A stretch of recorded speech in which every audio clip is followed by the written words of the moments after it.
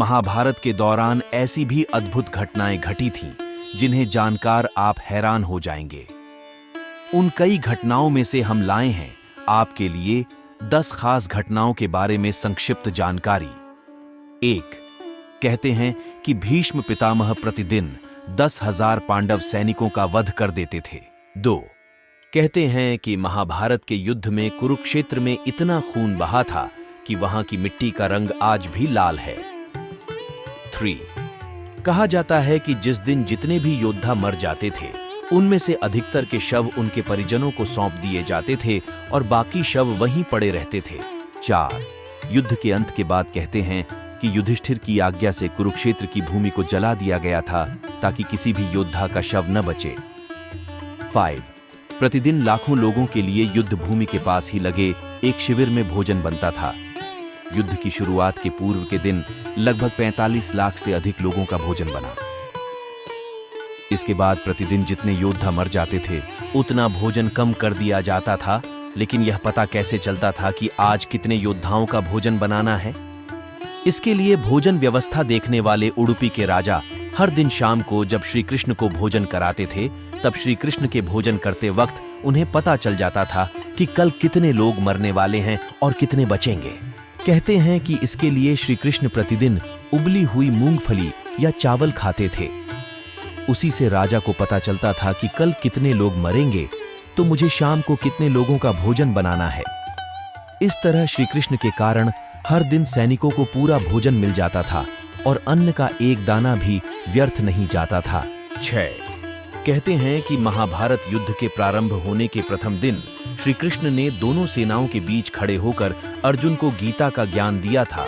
तब तक के लिए उन्होंने समय को रोक दिया था और सभी सैनिक स्तंभ जैसे हो गए थे। 7.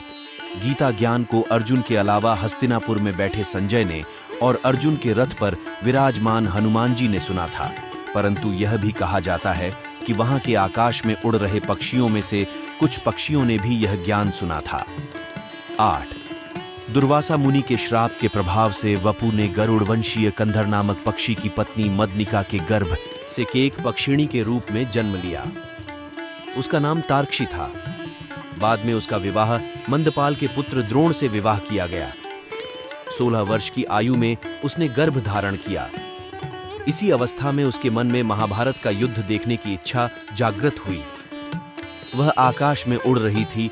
उसी समय अर्जुन ने अपनी किसी शत्रु के ऊपर बाण का संधान किया था। दुर्भाग्यवश यह बाण तार्क्षी के पंखों को छेदता हुआ निकल गया और वह अपने गर्भस्त्र अंडों को गिराकर स्वयं भी मृत्यु को प्राप्त होकर पुण्य अपने अप्सरा स्वरूप में आकर देवलोक चली गई। लेकिन उसके अंडे गर्भ विच्छेद के कारण पृथ्वी पर गिर पड़े। संयोगवश उसी समय युद्ध लड़ रहे भगदत्त के सुप्रवीक नामक गजराज का विशालकाय गलघंट भी बाण लगने से टूटकर गिरा और उसने अंडों को आच्छादित ढंक लिया कर दिया। कुछ समय बाद उन अंडों से बच्चे निकले।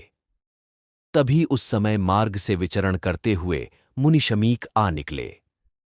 मुनि उन पक्षी शावकों पर अनुकंपा करके अपने आश्रम में ले जाकर पालने लगे। 9 शो महाभारत युद्ध के दौरान द्रौपदी युद्ध शिविर में ही रहती थी। एक बार कुंती और गांधारी भी वहां पर आई थीं। 10 महाभारत के अंतिम दिन के बाद जब दुर्योधन का वध किया जा रहा था तो बलराम जी ने आकर दुर्योधन का पक्ष लिया था और तब फिर भीम और दुर्योधन में गदा युद्ध हुआ और अंत में भीम ने दुर्योधन के वध कर दिया था।